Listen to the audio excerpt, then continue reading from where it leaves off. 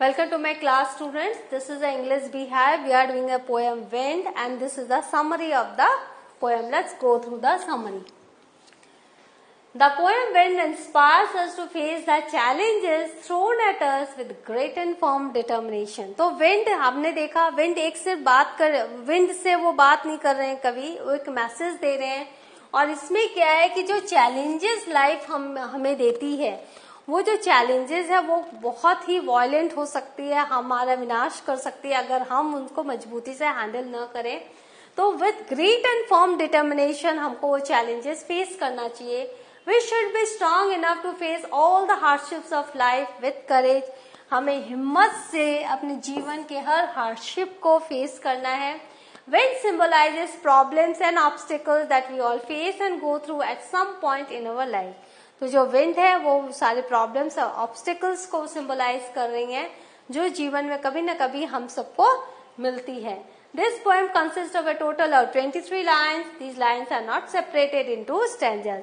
आपने देखा, मैंने जब पोएम पढ़ी थी कि पूरी की पूरी जो लाइनें हैं कहीं कोई पैराग्राफ नहीं है, लेकिन change of mood, change of tone से हम उनको स्टैंजर्स में कर सकते हैं. और 23 लाइन की ये कविता है. The poem can be summarized in following ways. तो हम इस तरह से इस पोएम को समराइज कर सकते हैं. पहले विंड को as a violence and destruction में हम कैसे विंड को दिखाया गया. Although the poet requests the wind to blow gently, but it does not accept the plea. Wind जो है फर्स्ट फ्यू लाइन्स में आपने देखा बहुत ही वॉयलेंट था और बहुत ही डिस्ट्रक्टिव था. जब कवि ने उनको प्रार्थना की कि कम सॉफ्टली, बट विंड ने नहीं सुना. और कवि कहते हैं कि विंड हमारी नहीं सुनेंगे. The wind blows violently and cause a destruction. Now wild face of wind, हमने फिर कवि ने क्या दिखाया कि हवा का जो वाइल्ड फेस है. The wind breaks the shutters of the weak windows. जो विंडोज वीक है उन्हीं के वो शटर्स ब्रेक करता है. It scatters the papers and throws down books on the book shelves, on the shelves. Now फिर fun of almighty wind god. फिर कवि ने क्या कहा कि जो विंड गॉड है ये उनका एक फन है कि जितने भी कमजोर है उनको क्रश कर दो. The poet has regarded wind as god. He says that he makes fun of the weak persons and things. जो विंड गॉड है, जो वायुदेव है, वो बहुत मजे लेते हैं जो वीक पर्सन्स हैं और जो वस्तुएं हैं उनकी, मतलब कमजोरों के ऊपर अपनी ताकत आजमाने में उनको बहुत मजा आता है. The fast blowing wind destructs weak houses, weak doors and weak body. तो कवि ने ये समझ लिया कि अगर वीकनेस रहेगी तो हम भी क्रस्ट कर दिए जाएंगे. नाउ सजेशन क्या दिया कवि ने. Subramaniam Bharati suggest us to build strong houses. अपने मकानों को, अपने घरों को बहुत ही स्ट्रॉन्ग करो. मकान मतलब हम अपने आप में बहुत स्ट्रॉन्ग बने. एंड स्ट्रॉन्ग डोर्स, और हमारे जो यहाँ पे घर और मकान आप कह सकते हैं, हमें खुद को बहुत स्ट्रॉन्ग बनाना है. और जो डोर्स हैं, जो हमारे 5 सेंसेस हैं, उनको बहुत स्ट्रॉन्ग बनाना है so that we won't get, हम कभी भी विनाश के रास्ते पर न जाएं. We must be healthy physically and mentally. हमें अपने आप को हेल्दी भी बनाना है ताकि कोई भी लाइफ का चैलेंज है तो हम मजबूती से उसके सामने खड़े रह सके.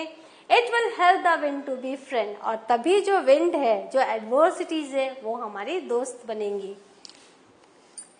इन the poem the poet makes a humble request to the wind. आपने देखा हर जगह पोएट कहते हैं, हम्बल रिक्वेस्ट करते हैं, come softly, don't do. He asks it not to break down the shutters of the window. The shutters are the only thing that saves man from the stormy environment outside. वो क्या कहते हैं कि यहाँ पर shutter क्या है, जो शटर के कारण ही हम अपने घरों में सुरक्षित रहते हैं जब बहुत ही वॉयलेंट विंड रहता है, स्टॉर्म आउटसाइड रहता है.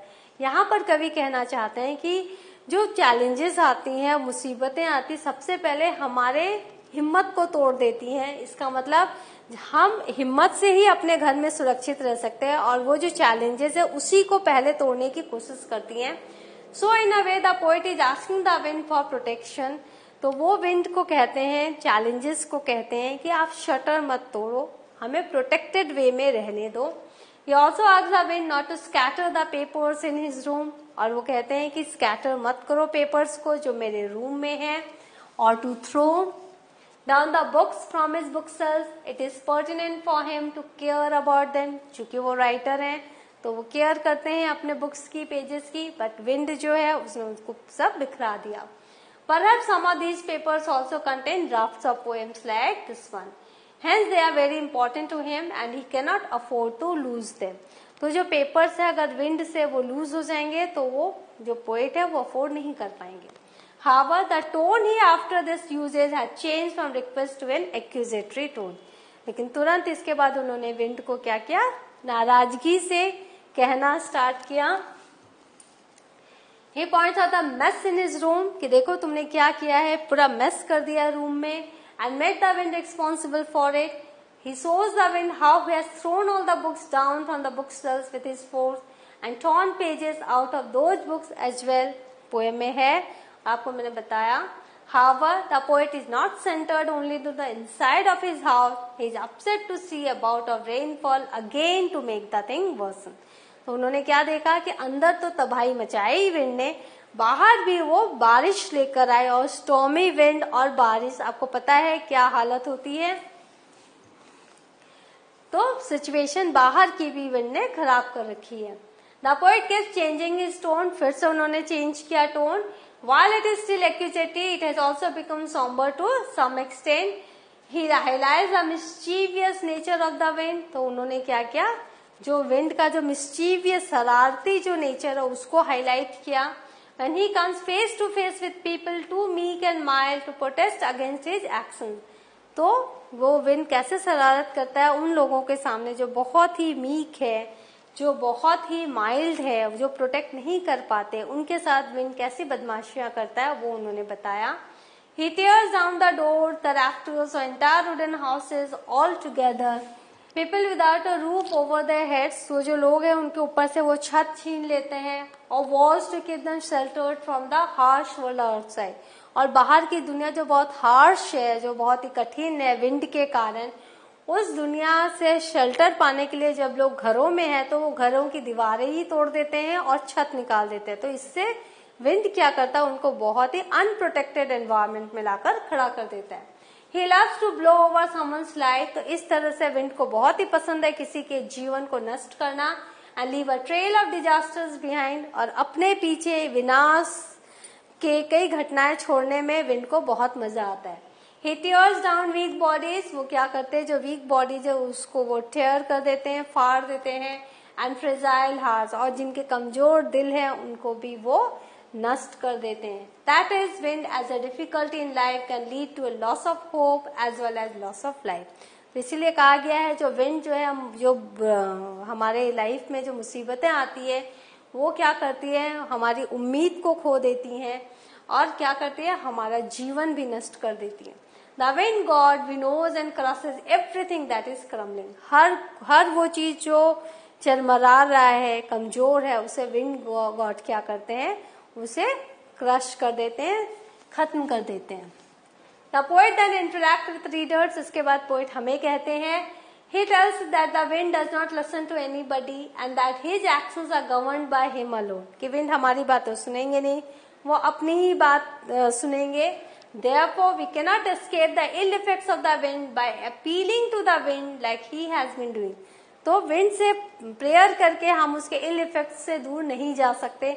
तो हमें क्या करना पड़ेगा, we should build our homes on a strong foundation. हमें अपनी नींव मजबूत करनी है. And ensure that our doors cannot be easily penetrated. और हमें अपने डोर्स के जॉइंट्स को इतना फॉर्मली तैयार रखना है कि कोई भी विंड इसमें से पेनिट्रेट ना कर सके, कोई भी मुसीबत हम पे ना आ सके. यहाँ डोर्स हमारा ब्रेन है, हमें ब्रेन को हमेशा सतर्क रखना है, स्ट्रांग रखना है, so that we can analyze any situation that comes in future and in advance we can analyze that. He says that we must make ourselves strong both physically and mentally. We must train our bodies and our hearts to combat and resist the ill effects of the wind. If we are able to do this, then the poet thinks that we will no longer consider the wind as an enemy. अगर हम अपने आप को physically and mentally fit रखते हैं, strong रखते हैं और हमें तैयार रखते हैं सारी मुसीबतों से लड़ने के लिए, तो जो विंड है वो हमारे शत्रु नहीं रहेंगे, यानी हार्ड टाइम्स हमारे शत्रु नहीं रहेंगे. Instead the wind will invite us to become his friend. तो ये मुसीबतें हमसे डर के हमें अपना दोस्त बना लेंगी. And we will be able to fearlessly accept his invitation. और हम इनके मित्र बन जाएंगे.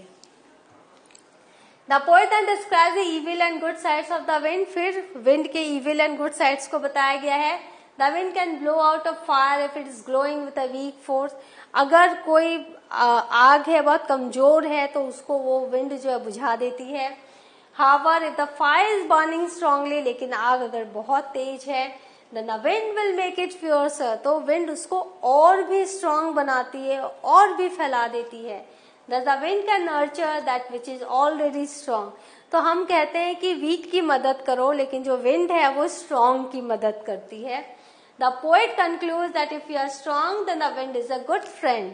अगर हम स्ट्रांग रहेंगे तो ही विंड हमारे अच्छे दोस्त बनेंगे.